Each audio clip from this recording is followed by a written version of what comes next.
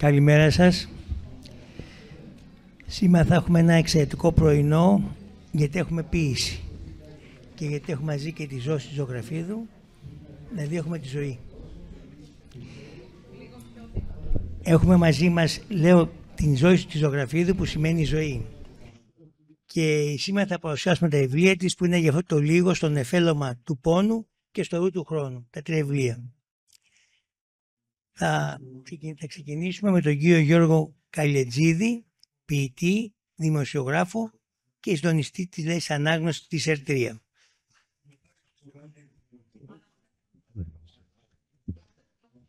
Λοιπόν, καλημέρα. Εμένα τέθηκε να μιλήσω για την πρώτη ποιητική συλλογή της Ζώσης, γι' αυτό το λίγο. Πριν όμως, τι χρόνο έχω?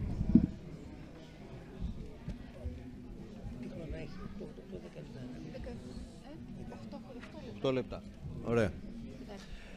Πριν όμως σας πω για τη συλλογή, θα πρέπει να σας πω για τη γνωριμία μου με τη Ζώση πριν αρκετά χρόνια, όταν από σύμπτωση μάλλον βρέθηκε στα χέρια μου μια ποιητική συλλογή της, αυτήν για την οποία θα μιλήσω. Μιλώντας στο ραδιόφωνο, στο 958 της ΕΡΤ3, για τα ποίηματά της, είχα δει πως ενώ είναι ένα άτομο του αστικού χώρου, μεγάλωσε στην Καρόλου Ντιλ, η σχέση της με τον χώρο έξω από την πόλη δεν ήταν η ματιά του αστού, της αστής. Και αυτό μου κάνει εντύπωση. Κουβέντα στην κουβέντα οδηγηθήκαμε στον Ακρίτα του νομού Κιλκής. Και ανά και από σύμπτωση, το δικό μου χωριό είναι απέναντι από τον Ακρίτα, στα 5 χιλιόμετρα περίπου σε ευθεία. Και κουβέντα πάλι στην κουβέντα, φτάσαμε ότι μπορεί να είχαμε παίξει και μαζί κάποιο παιχνίδι όταν ήμασταν πολύ μικροί και όταν έρχονταν η Ζώση εκεί μαζί με τους γονείς της σε αυτό το χωριό.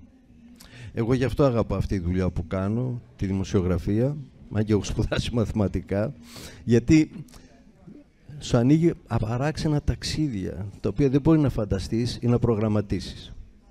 Λοιπόν, εγώ θα μιλήσω μόνο για το στοιχείο της φύσης, έτσι όπως αυτό φωλιάζει μέσα στα ποίηματα της πρώτης συλλογής της Ζώσης Ζωγραφίδου.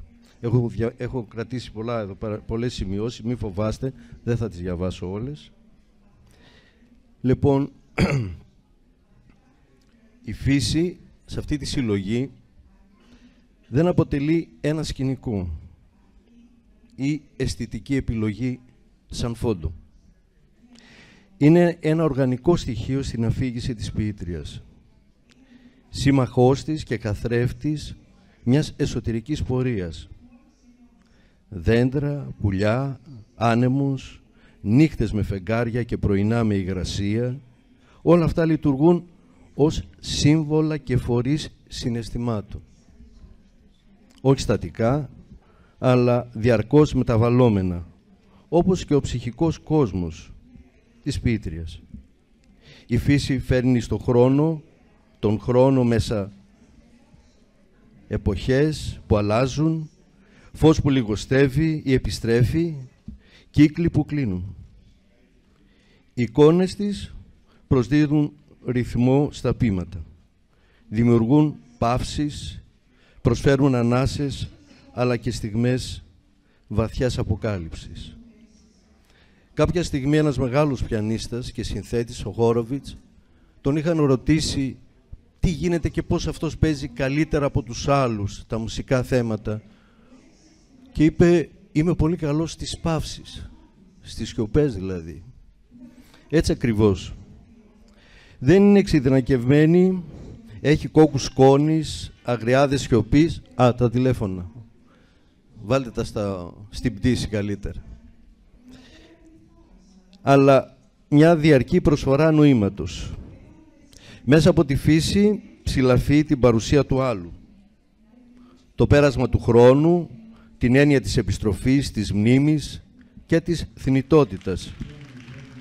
Έτσι η φύση στα ποίηματά της δεν είναι εξωτερική, βαθαίνει την εμπειρία, γίνεται η ίδια ποίηση. Η φύση λοιπόν δεν λειτουργεί απλώς ως φόντο, αλλά ως ενεργός συνομιλητής του ανθρώπινου βίου. Από τις πρώτες κιόλας σελίδες, η παρουσία της φύσης είναι κυρίαρχη, δέντρα, θάλασσα, βροχή, πουλιά, άνεμος και φως επανέρχονται με διαφορετικές μορφές και ρόλους, διατρέχοντας όλη τη συλλογή σαν υπόγειο ρεύμα. Σε πολλά ποίηματα η φύση έχει σχεδόν σωματική υπόσταση. Διαβάζουμε το φως τρυπά τη σκιά, η βροχή μαλακώνει τη μνήμη, ο άνεμος γίνεται γλώσσα και θρήνος. Πρόκειται για έναν φυσικό κόσμο που δεν είναι απλώς εξωτερικός, αλλά δρά εντός του ψυχικού τοπίου της ποιήτριας. Η αναλλαγή εποχών, η φθορά των λουλουδιών ή των φύλων των δέντρων, ο κύκλος της μέρας και της νύχτας προσφέρουν ένα χρονικό μέτρο με το οποίο η Ζόζη μετρά την απώλεια, τη σιωπή, την αναμονή. Η φύση φέρνει τα ίχνη του χρόνου και ταυτόχρονα αντιστέκεται σε αυτόν με την επανάληψη και την αναγέννηση. Έτσι γίνεται ένα σύστημα νοημάτων που ενσωματώνει την απουσία και την ελπίδα μαζί.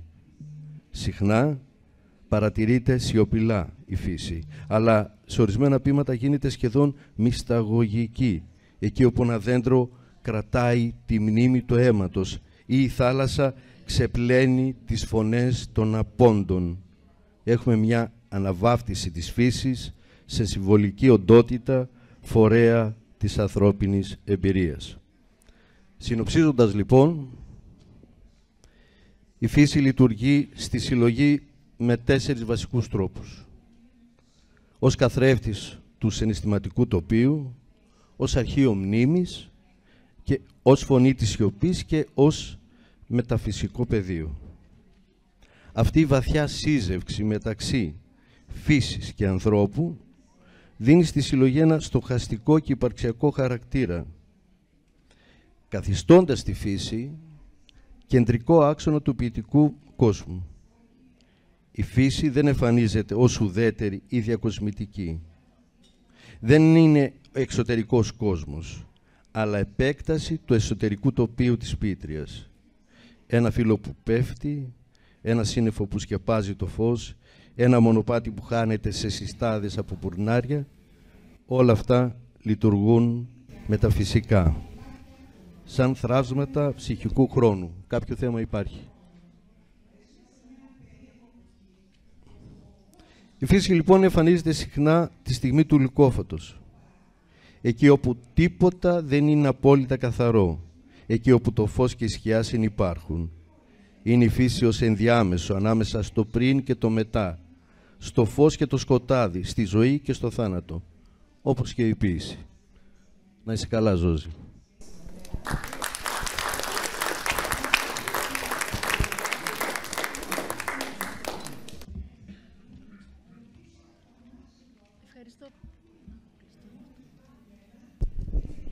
Ευχαριστώ πάρα πολύ για την παρουσίαση. Το κατέ που λέμε Ιταλοί. Ο λόγος σε σένα, Αντώνη, στον κύριο Αντώνη Σκιαθά, ποιητή, του Γραφείου Ποίησης, του Ελιδέκ, μέλος. Δεν ξέρω τι να πρωτοπώ. Λέω τα βασικά για να μην μακρηγορήσω. Εγώ θα πω μια μεγάλη καλημέρα και θα πω ότι είμαι χαρούμενος γιατί για μια ακόμα μέρα βλέπω αίθουσες της έκθεσης να είναι γεμάτες με κόσμο για ποίηση. Αυτό σημαίνει κάτι.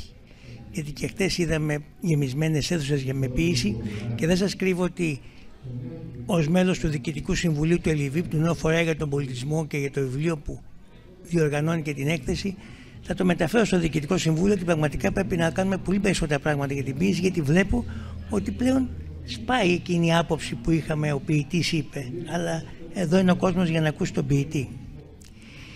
Επειδή θα ακουστούν 2 εξαιρετικά κείμενα και εξ αριστερών και εκ δεξιών, εγώ θα τολμήσω να ανατρέψω αυτό που είχα σχεδιάσει για σήμερα και έτσι θα κάνω μπροστά σας, θα σας παρουσιάσω μάλλον, μία άσκηση που έχει να κάνει με την ποιητική της κυρίας Ζώσης Ζωγραφίδου, της αγαπημένης μου φίλης, που είναι ένα πείραμα που κάνουμε πάρα πολλές φορές, έχουμε κάνει σε διάφορα φεστιβάλ ανά τον κόσμο, και ένα πράγμα που γίνεται στο φεστιβάλ, σε φεστιβάλ της Γαλλίας. Τι έκανα δηλαδή?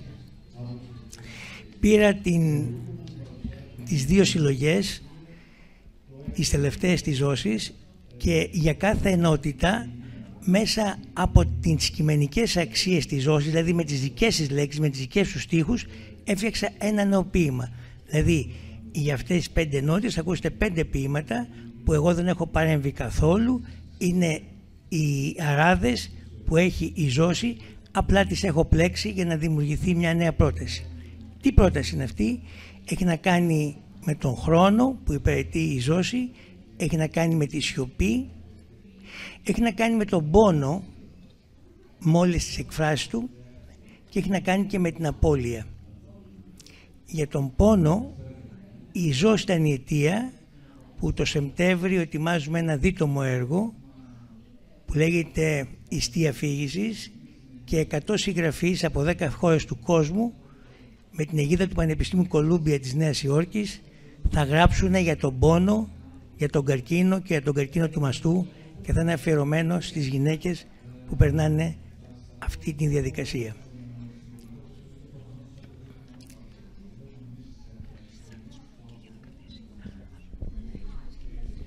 Από το νεφέλωμα του πόνου, η πρώτη ενότητα είναι στη σιωπή στο μονοπάτι. Επαναλαμβάνω, το ποίημα που διαβάζω είναι στίχοι που ανήκουν στη Ζώση. Σταμάτησε ο χρόνος ψαλμούς να διαβάζει, ερμηνεία των σιωπών σε ανίποτες στιγμές.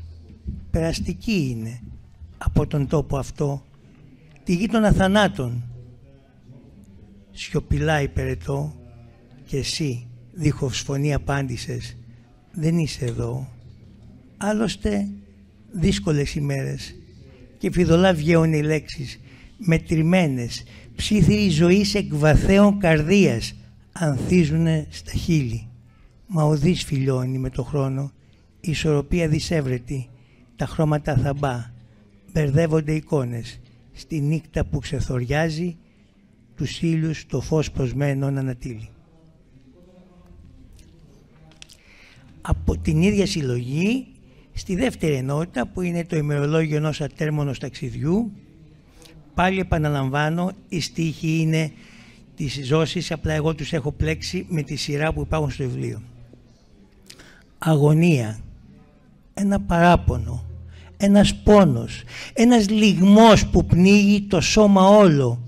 Τρέμουν τα πόδια, πονούν, λυγίζουν, σαν τις λεύκες στον άνεμο. Δεν έκλαψα τα μαλλιά που έκοψα, να διαγράψω ήθελα έτσι τον πόνο που έλειωνε το σώμα, πνίγεται η ψυχή μου όταν ξυπνά φυλακισμένη νιώθει σε ένα κλειστό δωμάτιο σκοτεινό.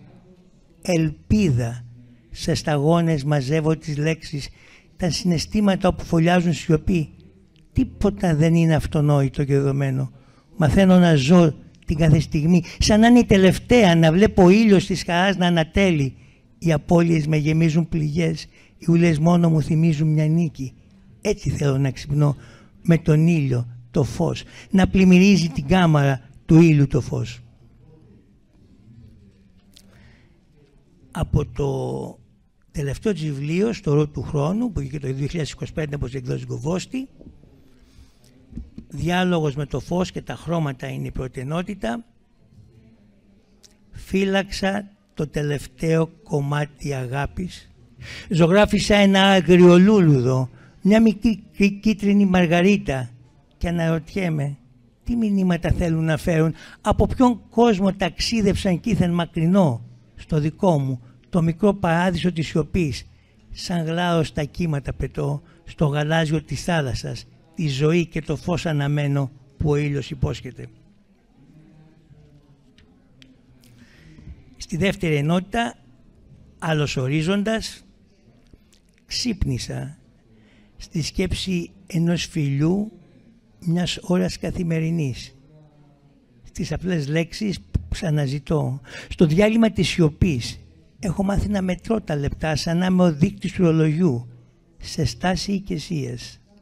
Το χρόνο τρέχω να κρατήσω, ζωντανή την πνοή και την ανάσα. Όταν το μοναχικό και έρημο ξοκλήσει στους στίχους του κατέγραφε λόγια και υποσχέσεις, και το παράπονο της Πινελόπης που έξω στα σκοτεινά δρομάκια μονάχη τριγυρνά, αναζητώντας αγάπη, γαλήνη, χαρά, όλα να μελούζουν. Και το τελευταίο, από το ίδιο βιβλίο, στο ρου του χρόνου, να γεμίσουμε γαλάζιο, είναι ενότητα, απλά να καθίσουμε πλάι, δίχως πολλές κουβέντες, με τις ρητίδες και τα σημάδια του χρόνου. Η αγάπη είναι γαλάζια, όπως ο ουρανός, όπως η θάλασσα απέραντη. Σ' αγαπώ να λες, να μαγευτούνε τα πουλιά, και εκεί να ακούγεται καλημέρα ζωή, καλημέρα άνοιξη ηλιόλουστη, στην απεραντοσύνη του σύμπαντος, στα μάτια μου η λάψη του ήλιου, καλημέρα ζωή και γένε το φως.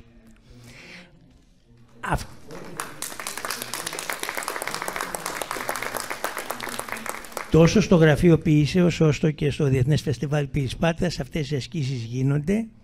Επαναλαμβάνω, είναι κείμενα από το βιβλίο της Ζώσης. Δεν έβαλα ούτε και εγώ, απλά τα σύραψα. Και να σας πω ότι μια τέτοια ιδέα ξεκίνησε το βιβλίο που παρουσιάσαμε χθες, που ήταν μια ανθολογία ελληνικά και ιταλικά με θέμα τις κραυγές από τη γη. Αυτή η διαδικασία είναι η πρώτη που θα ξεκινήσει ένα νέο βιβλίο όπου θα έχει τέτοιες ασκήσεις για ποιητές και ποιήτριες του σύγχρονου ελληνικού χώρου, όπου θα περιγραφούν έτσι τα κείμενά τους. Σας ευχαριστώ πολύ.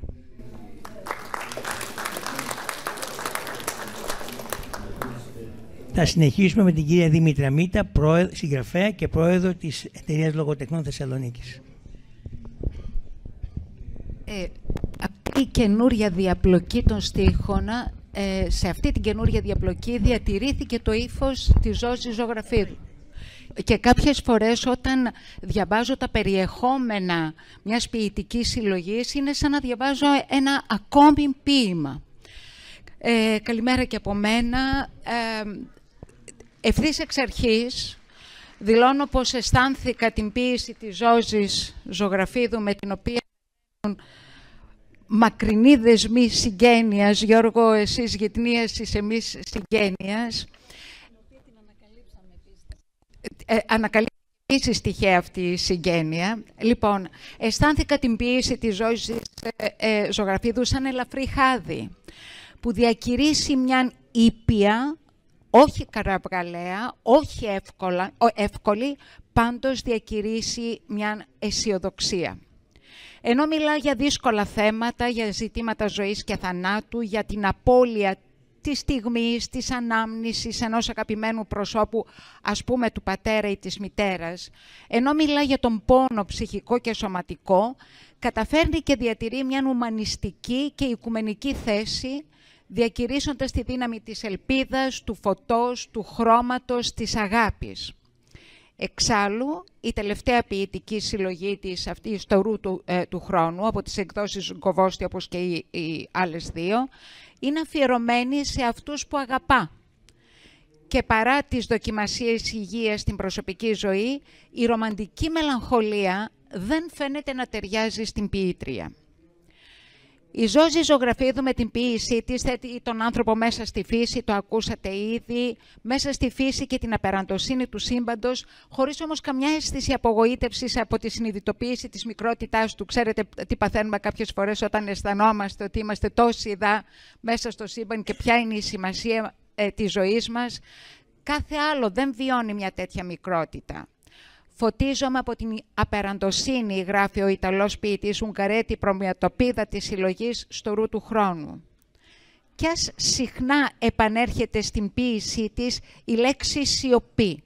20 φορές Ζώζη μέτρησα στο ρου του χρόνου, εδώ τώρα μιλάει φιλόλογος, 15 στο γι' αυτό το λίγο, την πρώτη συλλογή της ποιήτριας, 12 στο πρώτο μέρος της συλλογής «Το νεφέλωμα του πόνου», ελάχιστες όμως φορές στο δεύτερο μέρος αυτής της συλλογής, όπου κυριαρχεί η κραυγή του πόνου, το πάσχον σώμα, ο χρόνος που αποκτά μια άλλη διάσταση, οι σκέψεις, η αναμονή, ο φόβος του θανάτου, η απουσία, το θάμπομα των χρωμάτων, το μπέρδεμα των εικόνων. Ενίοτε υπάρχει συσσόρευση της λέξης, η οποία, αυτό Ζώζη θα ήθελα λίγο μετά να το δούμε, σιωπίες σε διάφορες παραλλαγές, ουσιαστικό, επίθετο, επίρρημα, σε ένα και μόνο ποίημα, όπως στο ποίημα «Δίχως φωνή», είναι ένα ποίημα 14 στίχοι, 5 φορές ακούγεται η λέξη σιωπηλή, σιωπηλά, σιωπή. Συχνά στα ποίηματά της επανέρχεται το θέμα της αναβάπτισης στην αθωότητα. Στην πρώτη εκείνη ματιά που για πρώτη φορά καθάρια έρχεται σε επαφή το άτομο με το μυστήριο της ζωής, σε εκείνη τη στιγμή που για κάποιο λόγο ο άνθρωπος, πολλές φορές μη κατανοητός, για κάποιο λόγο ο άνθρωπος βιώνει βαθιά μες στην ψυχή του, αδιαμεσολάβητα, την ένωσή του με τη φύση, μια αίσθηση που μόνο δάκρυα φέρνει, λέξη που επανέρχεται συχνά στην ποίησή της, όχι όμως δάκρυα θλίψης, αλλά για αυτή την αίσθηση της κοινωνίας, την αίσθηση της ένωσης με ό,τι υπέρτατο και υψηλό, ενίοτε με τον ίδιο τον εαυτό. Διαβάζω. Σταγόνες ανοιξιάτικης δροσιάς, μηνύματα στέλνουν ουρανού, και αλλού δάκρυ από τις πρωινές σταγόνες φθινοπορεινής βροχής στο σώμα πέφτει. Ενώνεται με το δάκρυ μιας πνοής που χρόνια τώρα στα φιλοκάρδια της ζωής γεννήθηκε. Και κάπου αλλού γράφει. Το τραγούδι μου μαζί με των πουλιών στα φυλλώματα των δέντρων, στις ρηπές του ανέμου, στο κελάρισμα του νερού, στο ποταμάκι του χωριού των παιδικών μου χρόνων. Να αυτή η επαναφορά στην πρώτη αρχή, στα παιδικά χρόνια, στον γενέθλιο τόπο, στον αρχαίγονο τόπο. Η ματιά της ποιήτριας είναι προς τα έξω. Οι μνήμες της συγκροτούνται από κομμάτια φύσης που προκάλεσαν ψυχικές διεγέρσεις και με μια αίσθηση και συναίσθηση συνέχειας ότι τα πράγματα έρχονται από παλιά, ότι ο άνθρωπος παραλαμβάνει αρκεί να έχει συνείδηση αυτής της παραλαβής. Διαβάζω.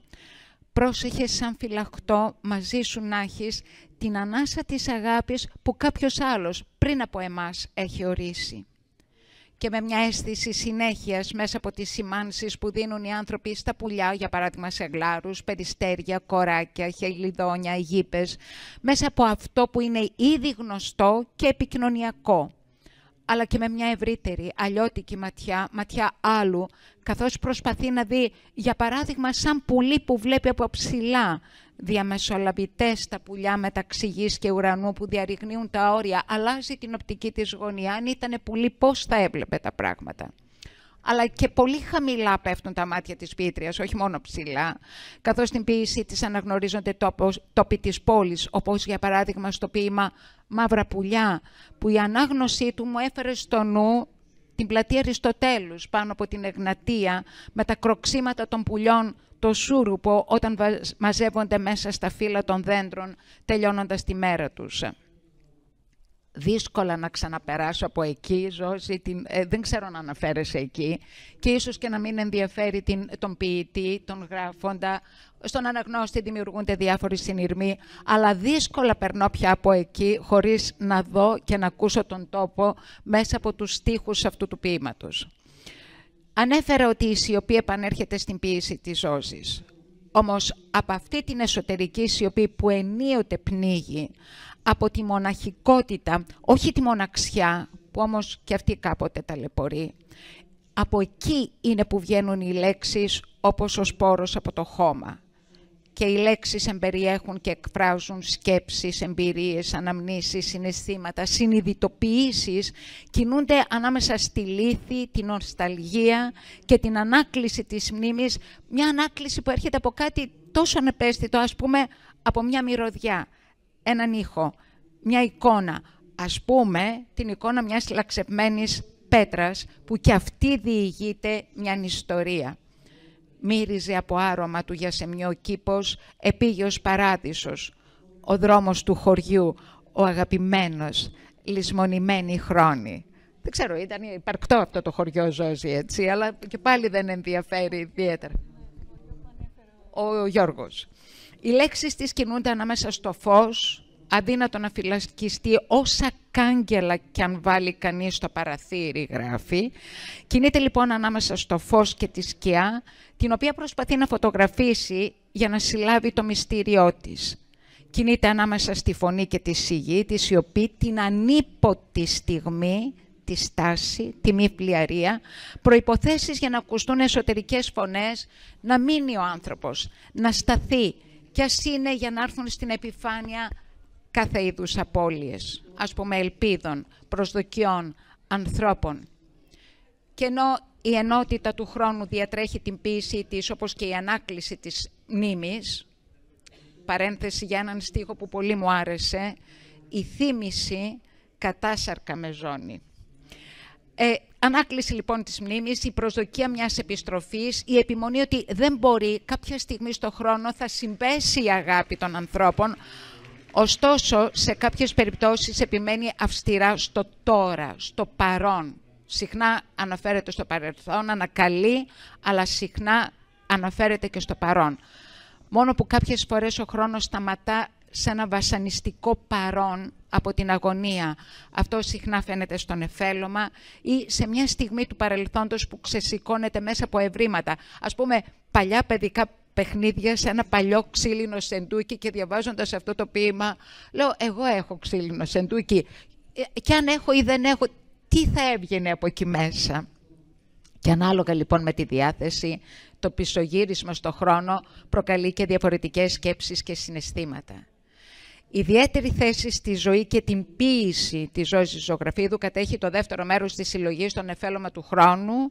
Ο τίτλος αυτού του δεύτερου μέρους είναι «Το ημερολόγιο ενός ατέρμονου ταξιδιού». Και μόνο οι τίτλοι στα περιεχόμενα της συλλογής ανασυγκροτούν την πορεία ενός ανθρώπου στο άγνωστο.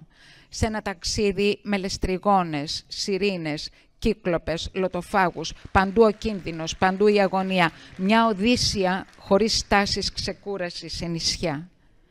Το σώμα πάσχει και η Ζόζη Ζωγραφίδου έχει την τόλμη να φέρνει στις λέξεις της πώς ο πόνος, το σώμα, επηρεάζει όλη τη δομημένη φιλοσοφία και στάση ζωής που είχαν κτιστεί σε καιρούς υγείας. Έχει την τόλμη να γράψει για τους πόνους της σε ένα μέρος του σώματος, να καταγράψει τους δαίμονες που ξεχύθηκαν στο νου και την ψυχή, σαν κούκλες και σκιάχτρα του θέατρου σκιών είναι στίχος από ποίημά της. Καταγράφει το παράπονο, την απορία, το φόβο, το απαρηγόρητο, τη μοναξιά της δοκιμασίας, γράφει για τη φυλακισμένη σε αυτό το πάσχον σώμα ψυχή, για πληγωμένα φτερά που μένουν φυλακισμένα, γιατί η ζωή δίχως δικαίωμα θέλει να ορίζει. Μιλά για το νύχτωμα μιας άλλης μέρας. Γράφει όμως και για τη συμπονετική παρουσία, έχει αυτό το κουράγιο, επισημαίνει και τις ακτίδες φωτός που ενίοτε δίνεται με το σταγονόμετρο, σαν το βασανιστήριο της σταγόνας. Πενιχρό φως που όμως δίνει ελπίδα και αναδύει δύναμη. Θεριό θα γίνω και θα πολεμώ, γράφει το πάσχον ποιητικό υποκείμενο, και αλλού ανακάμπτω, συνεχίζω, πιάνομαι από τις ρίζες της ζωής να κρατηθώ, νέα ζωή να γεννηθεί, ανθόκηπος να ανθίσει, και εγώ έκανα αυτό που έκανε ο κύριος Κιαθάς, οι τελευταίοι στίχοι είναι από διαφορετικά ποίηματα, τα ένωσα σε ένα. Στο ποίημα «Το δέντρο του καρκίνου», η ποιήτρια με πολύ ιδιαίτερο τρόπο περιγράφει τον καρκίνο, ενώ αλλού παρομοιάζει το ταλαιπωρημένο σώμα με του Προμηθέα Δεσμότη. Και πάλι καταφέρνει και διατηρεί τη θετική ματιά, μιλώντας για τη μεταμόρφωση που επέρχεται μέσα από τη δοκιμασία και που φέρνει μια καινούρια πένα. Καινούρια πένα θα πάρω, να γράψω ευχές, πολλές ευχές. Να αφήσω τα παράπονα, τον πόνο, τις σκιές του παρελθόντος. Η ζωή κρυμμένη στον κορμό, είχε γράψει στην πρώτη ποιητική συλλογή, και αυτό η Ζόζη Ζωγραφίδου το επιβεβαίωσε και με την τελευταία ποιητική συλλογή και με αυτή τη συλλογή, τον Νεφέλωμα, και με τη στάση της. Η αγάπη και ο έρωτας, η ένωση, το μαζί που φέρνουν, συνεπέρνουν την ποίησή της. Δυο ουρανοί χαμόγελου να ενώνονται σε νήματα ζωής που ο χρόνος έχει ορίσει, γράφει. βρίσκεται σε διαρκή αναζήτηση του άλλου, εσύ, μία και μοναδική λέξη στον τελευταίο στίχο ενός ερωτικού ποίηματος της συλλογής του ορού του χρόνου. Πυροτεχνήματα, χρώματα γιορτής πανηγυρίζουν, με σένα δίπλα γράφεις το «γι' αυτό το λίγο». Απλά να καθίσουμε πλάι, γράφεις το «ρου του χρόνου». Μη μ' αφήσεις να φύγω, γράφεις γι' αυτό το λίγο στην άλλη ποιητική συλλογή. Παντού επανέρχεται αυτό το «εσύ», έχοντας διαρκώς τη συνείδηση αυτού του χρόνου, αυτού που περνά, τη στιγμή που μπορεί να υπάρξει μια σύμπτωση. Και ενώ η ποίηση της διατρέχεται από τη γλυκύτητα στην οποία αναφέρθηκα, ανίποτη οδύνη εκφράζεται για τις απώλειες των αγαπημένων. Την απουσία σου θρηνογράφει. Και ωστόσο παραμένει η κατάφαση στη ζωή. Είμαι ακόμα εδώ. Είμαι εδώ και θα μείνω αν μία ελπίδα ανθίσει. Με τόλμη μιλά σε πρώτο πρόσωπο. Σήμερα θα δουλέψω στον κήπο. Συχνά απευθύνεται. Ξέρω, δεν θα έρθεις. Και συχνά μας αναγκάζει να στεκόμαστε στη στιγμή, στη λεπτομέρεια, στο τίποτε. Σε αυτό το λίγο που έμοιαζε πλάνη, μαγεία, ανεμοζάλι. Χρησιμοποιεί παρομοιώσεις κάποιες φορές για να δώσει ακρίβεια σε αυτό που θέλει να πει, να κάνει τον αναγνώστη να καταλάβει αυτό που εννοεί. Σαν γλάρο στα κύματα πετώ, τα σύννεφα βλέπω από μακριά τελειώνω που σκίαζαν τον επίγειο παράδεισο της ψυχής μου. Παίζει με τους φθόγκους, με το στερητικό αλφα στο ομώνυμο ποίημα. Σπάνια είναι καταγγελτική, αλλά το κάνει και αυτό. Και αρκετά είναι τα ποίηματα ποιητικής, τα ερωτικά της ποίησης. Κινείται σε δίπολα, ζωή θάνατος, το στεφάνι της άνοιξης, το στεφάνι του θανάτου, φως, σκοτάδι, παρουσία, απουσία, σιωπή, λέξεις, θόρυβος, ησυχία. Οι ποιητές, τα λόγια της σιωπής μυρολογούν, γράφει. Κι αν συχνά η ποιήτρια απευθύνεται το εσύ, αυτό το εσύ, ποιος το αποκλείει να είναι η ίδια η ποίηση. Ευχαριστώ πολύ.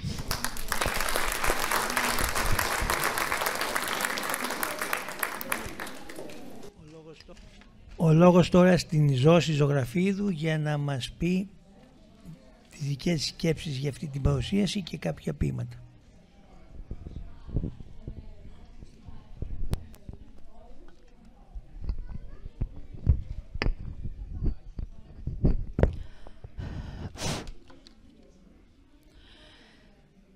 Ντύθηκα με ρούχα γιορτινά, χαρούμενα χρώματα, ανοιξιάτικων λουλουδιών.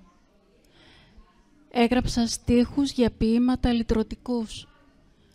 Άφησα μόνο του τον πόνο που λιώνει το σώμα. Αγγίζω το φως του ήλιου που μέσα μου λάμπει, τις πληγές να απαλύνει που αμοραγούν.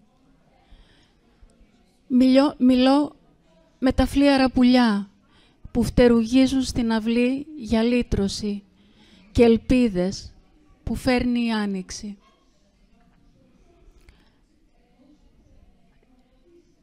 Είναι αδημοσίευτο αυτό το ποίημα. Το έγραψα τώρα, την Άνοιξη. Και με αυτό το ποίημα θέλω να ευχαριστήσω τον εκδότη μου καταρχάς, που πίστεψε στην ποίησή μου και με αγκάλιασε και βγάλαμε μαζί αυτές τις 3 ποιητικές συλλογές, τη μία πριν από το COVID, που μας πρόλαβε η πανδημία και δεν παρουσιάσαμε ποτέ, και τα άλλα 2 που βγήκαν το 24 και το 25 φέτος, και είναι και τα 3 μαζί σαν μια τριλογία και τα παρουσιάζουμε σήμερα.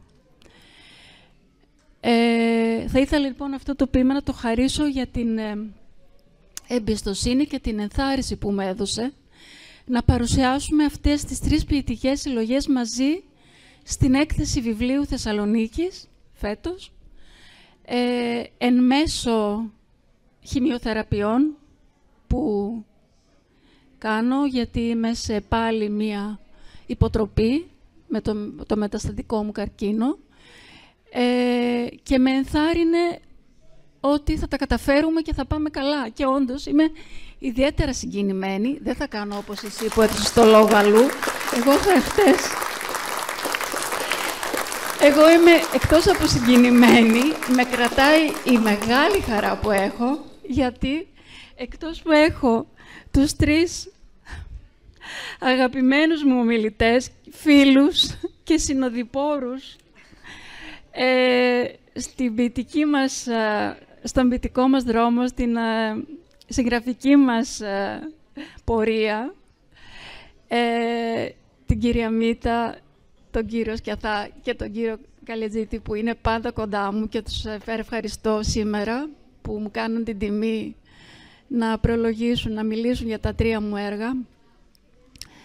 Και θα ήθελα να ευχαριστήσω και όλους εσάς που είστε σήμερα εδώ, που με έχετε τώρα συγκινούμε πραγματικά, που έχετε να με δείτε πολλά χρόνια πριν από την πανδημία, γιατί είναι η πρώτη φορά που βγαίνω και μιλώ δημόσια. Είμαι με αναρωτική και με εκπαιδευτική άδεια από το Πανεπιστήμιο, οπότε είμαι εκτός λειτουργίας, αλλά λειτουργίας εντός, με τις σιωπές μου, αγαπημένη μου Δήμητρα, που πάντα ζω με τις σιωπές, έχω μάθει να ζω με σιωπές, τις δικές μου, αλλά και όλων όσων είναι δίπλα μου και αγαπημένοι, που με τη σιωπή τους μου λένε πολλά, γιατί ξέρουμε πολλές φορές η σιωπή μπορεί να πει πολλά περισσότερα από ό,τι μπορεί να πει μια λέξη. Έχω κι εγώ διάφορες σημειώσεις, αλλά νομίζω ότι με συνεπέρνει να τα πω άνευ χαρτοφυλακίου, αυτά που θέλω να πω. Ναι, νομίζω ότι μπορώ να το διαβάσω, είναι κατάλληλο αυτή τη στιγμή. Το ποίημα «Δίχως φωνή», το οποίο είναι από το νεφέλωμα του πόνου. Μια μέρα τα μάτια σου θέλω να ξαναδώ, εκβαθέων, σιωπηλή κουβέντα να ανοίξουνε μαζί μου. Λόγια που δεν λέγονται να ακουστούν, σιωπηλά, δίχως φωνή. Δίχως φωνή να χαρακτεί ψυχής καρδιογράφημα, σιωπηλά. Όπως εκβαθέων σιωπηλή κουβέντα ανοίγαμε, στις μακρινής της γης του ουρανού, χαράματα μιας Κυριακής ανύπαρκτης ονείρου, το φως του ήλιου προσμένοντας σιωπηλά που ελπίδες γέμιζε στις φιλοσιές των δένδρων. Θα ήθελα να ευχαριστήσω σήμερα τη γιορτή της μητέρας, τα παιδιά μου, το Βασίλη και τη Μαρία, που είναι εδώ. Το ένα ζει στη Γερμανία και το άλλο ζει στην Ολλανδία, αλλά είναι εδώ σήμερα για τα κόκκινα τριαντάφυλλα που μου χάρισαν το πρωί, και τον σύζυγό μου, τον Νίκο, που είναι και αυτός, παρότι μας χτύπησε μάτι και έπεσε και χτύπησε και είναι εδώ, έσπασε 3 πλευρά, αλλά είναι εδώ παρόν μαζί μου. Και όλους τους αγαπημένους μου φίλους που είναι παρόντες και την αδελφή μου, συγγνώμη αν παρέλειπτο κάπου, αλλά πραγματικά όσους μπορώ να δω, τον αδελφό μου Στέφανο που είναι εδώ, τον Γιώργο δεν το βλέπω, κάπου κρυμμένος θα είναι ίσως. Δεν ξέρω, ο χρόνος, μιλάω πολύ. Μιλάω καλά, οκ. Έχω ξεχωρίσει κι εγώ κάποια ποίηματα. Δεν ξέρω ποιο να διαβάσω. Ναι. Το πρώτο ποίημα έτσι που πραγματικά, για να ξεκινήσω με κάτι αισιόδοξο, είναι το «Αναγέννηση». Το «Αναγέννηση» από την τελευταία ποιητική συλλογή, το «Ρου του χρόνου», το οποίο περιλαμβάνει ποίηματα τόσο καινούρια όσο και παλιότερα. Αναγέννηση. Ελευθέρωσα πουλιά στον ουρανό, λευκά περιστέρια, χελιδόνια που πετούν, σχηματίζουν κύκλους σε λευκό και μαύρο, τα όνειρα ελπίδας.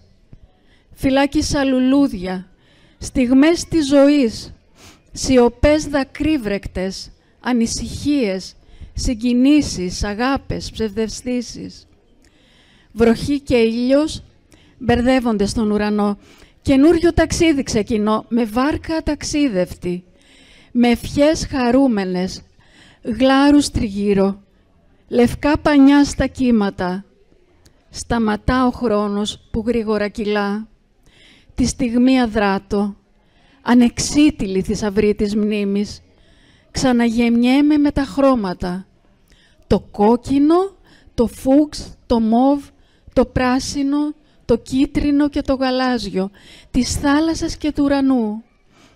Ο ήλιος ακόμα και κρυμμένος λάμπει και απαρχή του γίγνεσθε χαράζει.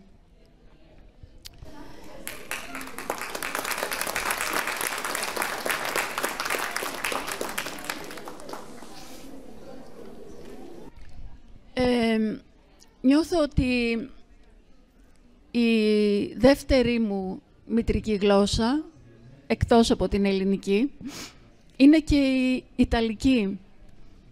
Επειδή ο Ιταλικός πολιτισμός και η Ιταλική γλώσσα έχουν διαμορφώσει όλη μου την πορεία και εμένα προσωπικά και την εξέλιξή μου.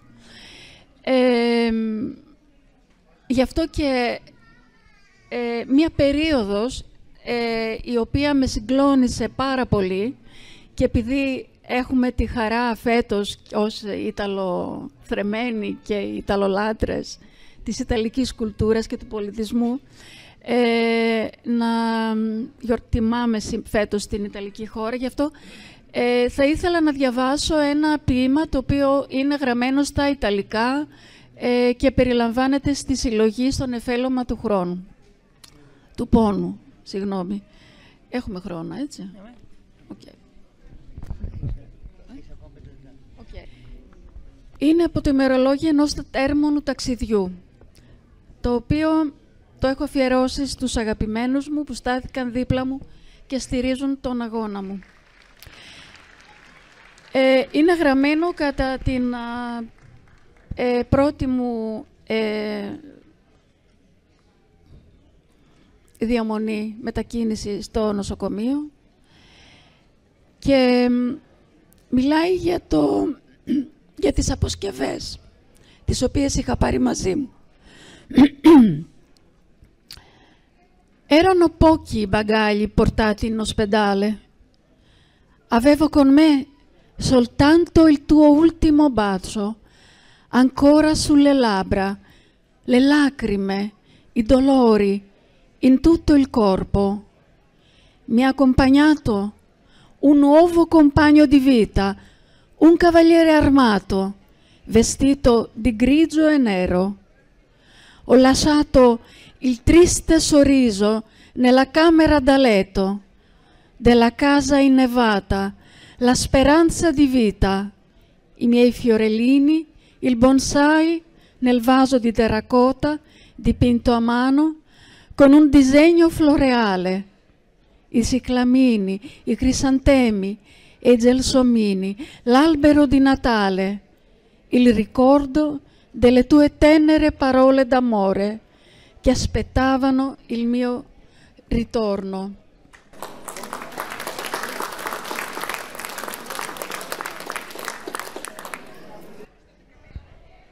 Στον εφέλωμα του πόνου.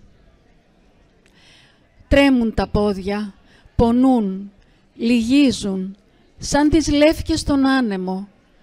Από τις ρίζες θέλουν να ξεριζωθούν. Δεν έχω χέρια, δεν αισθάνομαι. Λαβωμένα πανωτά από τις αιμοληψίες, τις πληγές και τις θρομβώσεις. Δεν έχω χέρια, νεκρά τα νιώθω, δίχως ζωή. Δεν έχω χέρια να γράψω, ούτε σκέψη, ούτε δύναμη να συνθέσω. Παρελάβουν εικόνες τραγικές, εικόνες γεμάτες έννοιες, εικόνες πονεμένες κυρτούν, μπερδεύονται, μαυρίζουν, γίνονται σκιές και σβήνω. Φαντάσματα βλέπω με χρώματα στο σώμα τους, γελούν, σαρκάζουν σκυθροπά, συνοφριωμένα. Απ' τις πτυχές της λευκής πικέ κουβέρτας αναδύονται και του σεντονιού του νοσοκομείου. Είναι παρά 10. Νομίζω ότι έχουμε ακόμα λίγο χρόνο.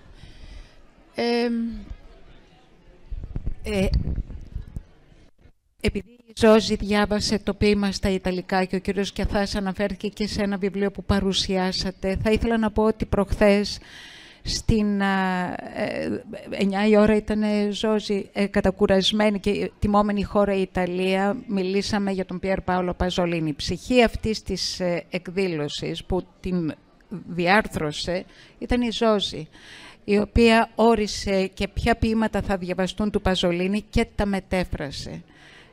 Ζόζη, αυτά τα ποίηματα, μεταφράσεις σου, του Παζολίνη ή άλλες, έχουν εκδοθεί, θα εκδοθούν? Του Παζολίνη είναι δημοσιευμένα σε περιοδικά και πολλές άλλες σε περιοδικά, αλλά εκείνα δεν έχουν ενταχθεί σε κάποια ανθολογία. Ευκαιρία είναι να τα βάλουμε τώρα, κύριε Σκιαθάκα.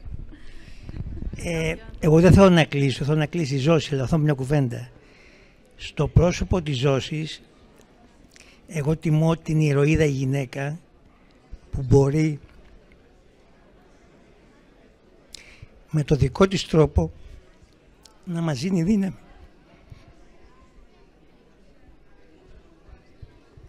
Για μένα, στη συνεργασία μας που ήταν εξαιρετικά επικοδομητική, ήταν το σημείο αναφοράς για το τι σημαίνει ζωή.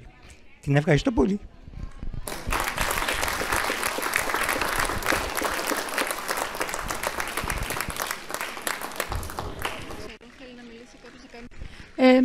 Ξέρω αν θα ήθελε κάποιος να ρωτήσει κάτι από τους φίλους ή να πει κάτι.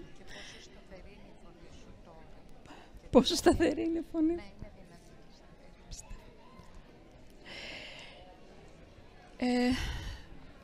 Εγώ θα ήθελα να κλείσω με κάτι που διάβασα σήμερα το πρωί και το έστειλα στα παιδιά μου μετά τα λουλουδάκια που μου έστειλαν. Σήμερα είπα και προηγουμένως ότι είναι μια ιδιαίτερη μέρα για μένα και για όλους μας που είμαστε εδώ μαζί και με δημιουργεί ιδιαίτερη συγκίνηση. Αλλά θα ήθελα να κλείσω με κάτι το οποίο δεν είναι δικό μου. Αν εστιάσεις σε αυτά που σε πλήγωσαν, θα συνεχίσεις να υποφέρεις. Αν εστιάσεις σε όσα έμαθες από αυτή την πληγή, θα συνεχίσεις να εξελίσσεσαι.